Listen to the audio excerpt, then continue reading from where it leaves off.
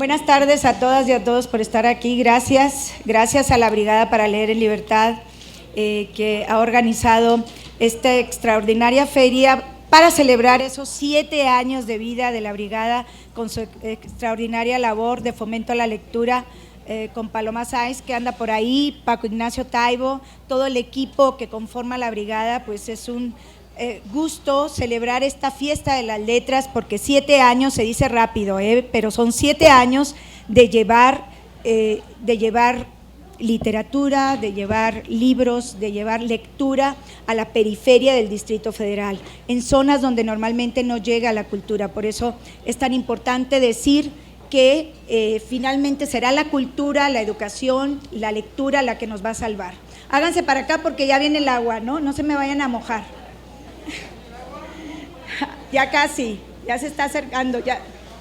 Sí, no, si nos amontonamos no pasa nada más adelante, para estar todos juntitos y que no se vayan a mojar aquellos que están a los lados, que al cabo estamos aquí en confianza. Bueno, dicho esto, quiero agradecer también la presencia de Torgel Liden, que es nuestro gran representante de la Rosa de Luxemburgo.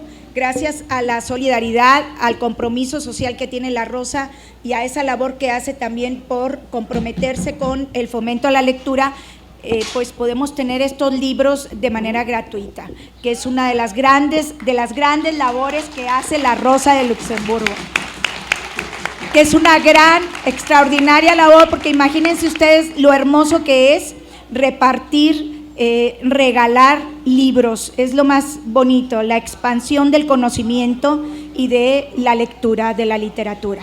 Muchas gracias, Torge, por estar aquí. Le dejo la palabra, que es quien va a presentar la cara oculta del Vaticano, que en unos momentos van a tener en sus manos. Gracias, San Juana. Y feliz cumpleaños a la Brigada, 7 años en pie de lucha, fantástico.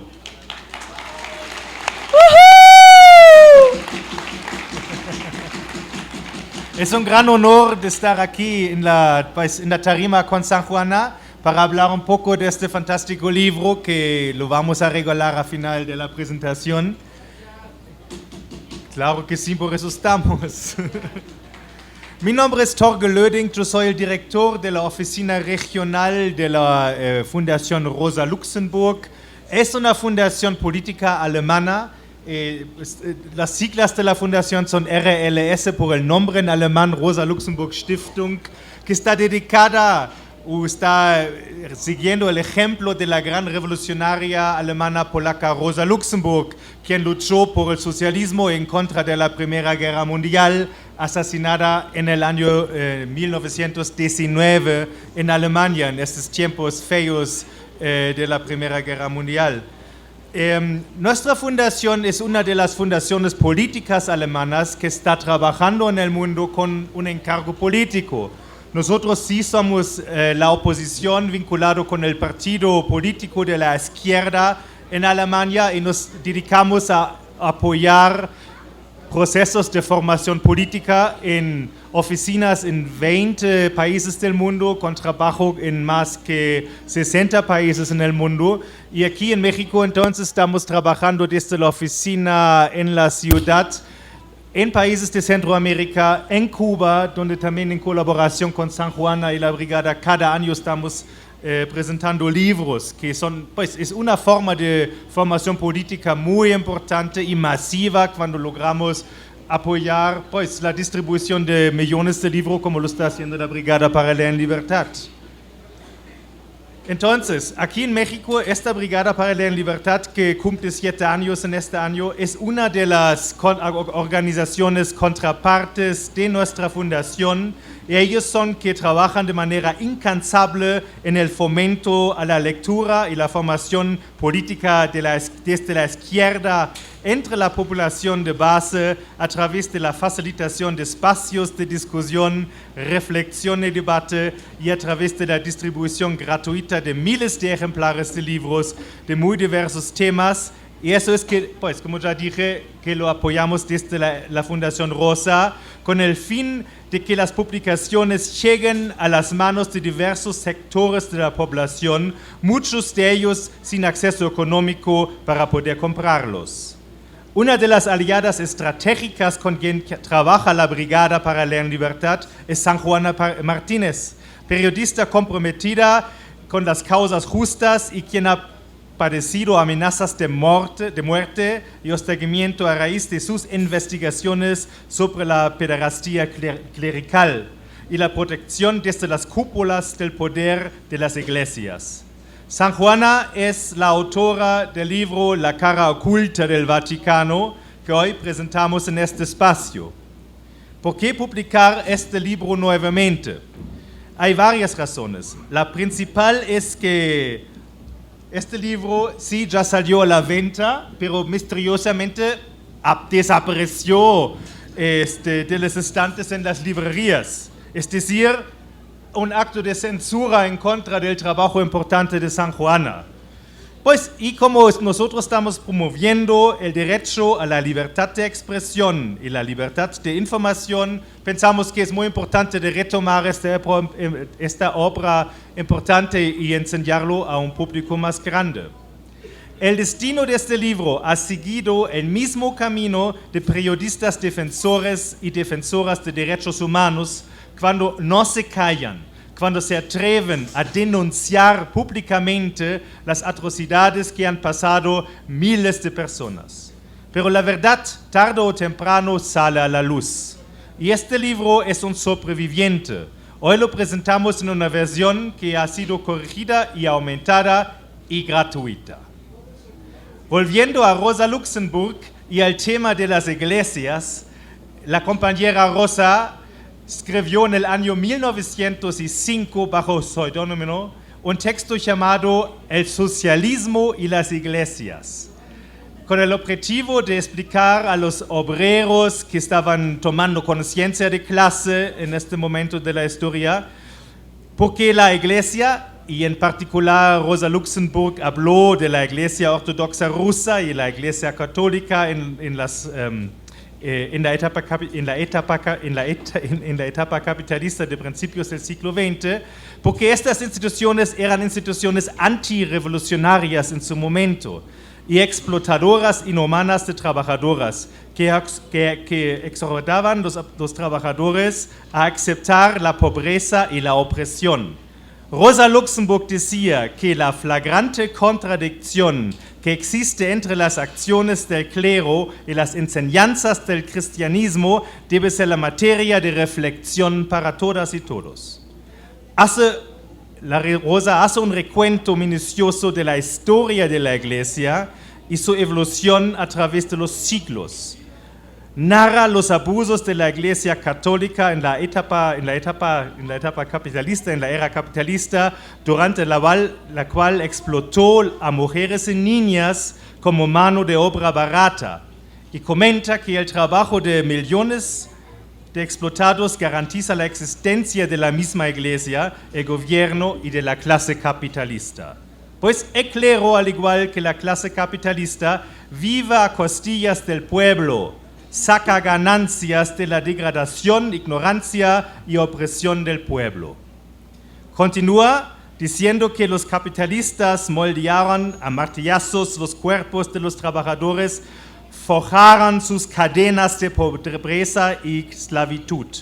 Junto con ello, el clero, para ayudar a los capitalistas y servir a sus propios intereses, encadena la mente del pueblo a la más crasa ignorancia, porque bien sabe que la educación significaría el fin de su poder, el fin de la opresión.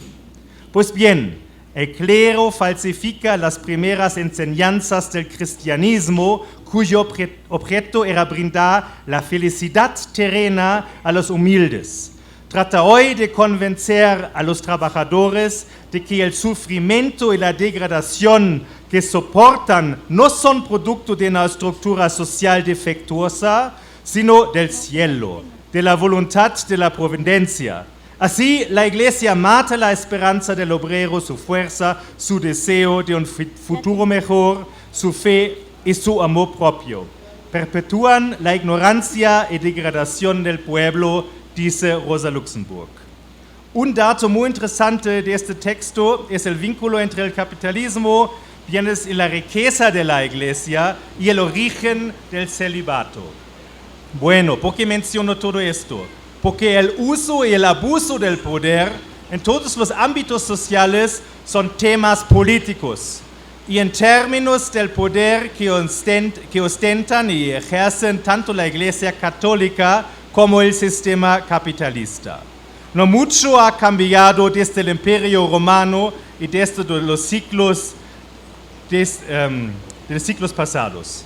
La protección y el cambio, el encubrimiento a las víctimas, sacerdotes, pederastas y agresores sexuales evasores de la justicia, se ha perpetuado en todos los niveles de la Iglesia Católica a través de una enorme red de complicidades, justamente para no perder a sus seguidores, para no perder la enorme cantidad de privilegios de los que gozan sus integrantes, sobre todo en las altas cúpulas de esta jerarquía patriarcal.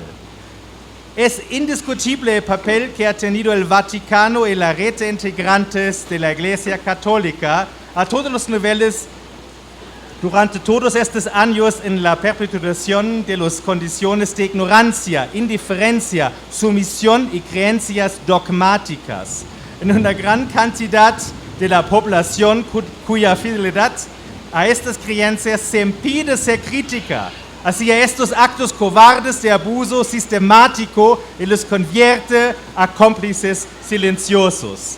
Obviamente no hablo de todos los creyentes, no hablo de los sacerdotes vinculados con procesos de base, las defensoras y defensores de derechos humanos, sacerdotes compañeros que están defendiendo los derechos de los migrantes en estos días. Pero sí, el llamado es en contra de las altas cúpulas de la Iglesia Católica. Entonces, en este sentido les presento San Juana y el libro y con este mensaje que es tan importante, que no nos dejemos de callar, que la libertad es siempre de quienes piensan diferentes. Muchísimas gracias, San Juana.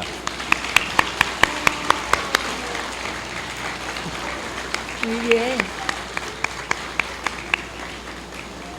Bueno, pues muchísimas gracias a Torgo por esa maravillosa presentación. Y ustedes, no sé, han escuchado algunos de ustedes sobre la historia de este libro. Este libro se editó solamente una vez por Random House Mondadori, una multinacional, como ustedes saben, y la gente me empezó a contar a partir de los 6 meses que el libro había desaparecido de las librerías.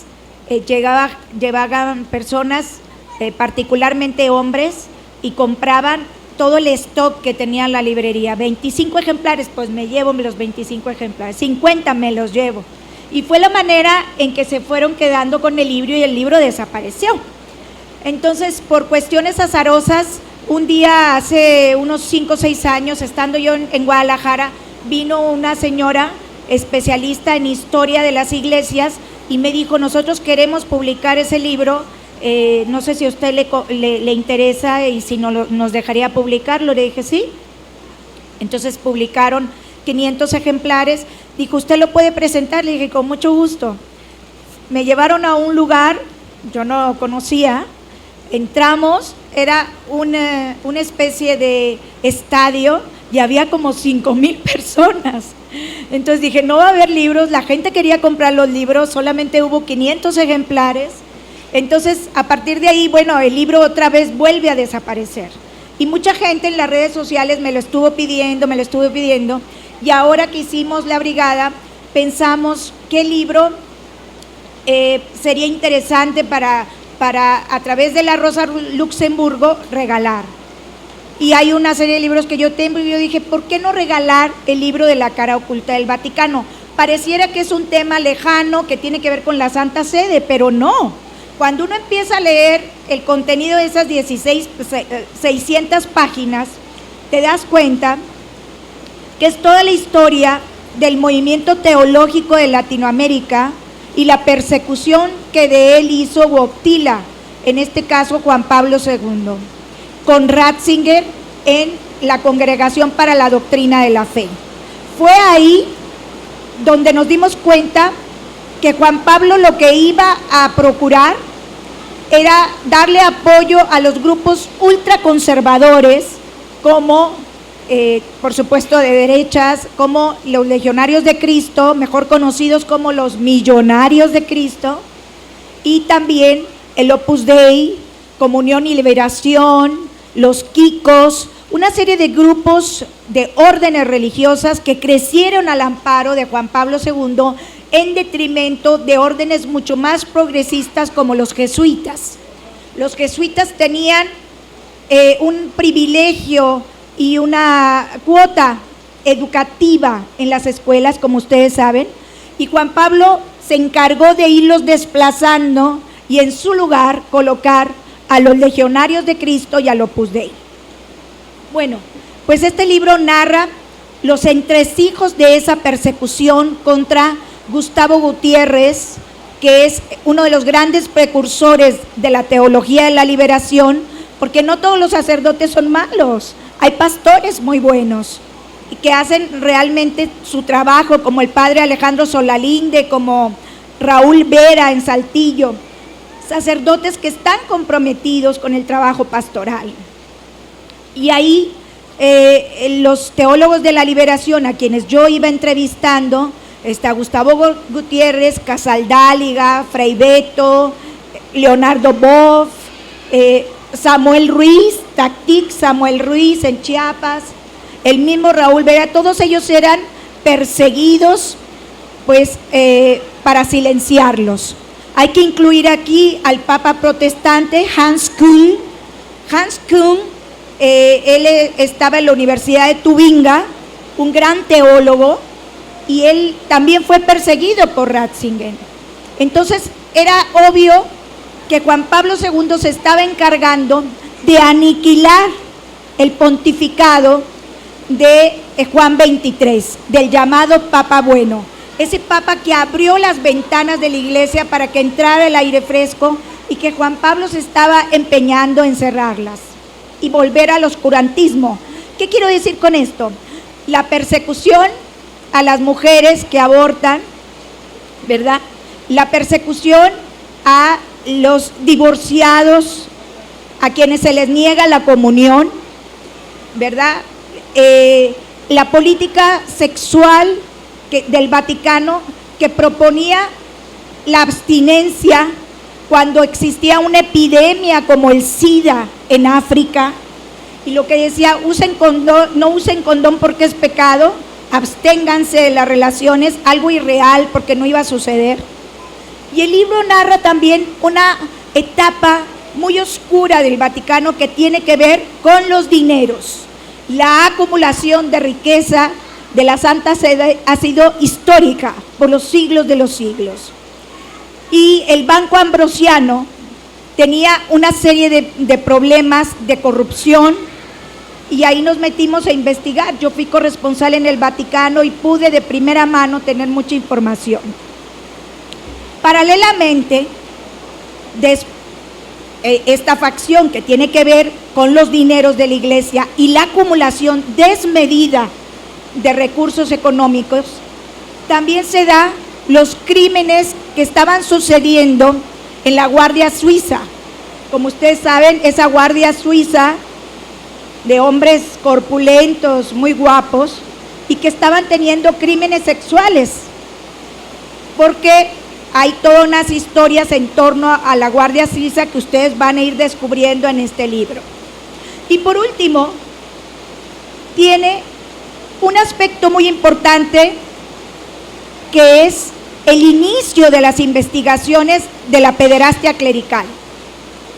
No fue fácil, porque como ustedes saben, de ese tema no se podía hablar aquí en México.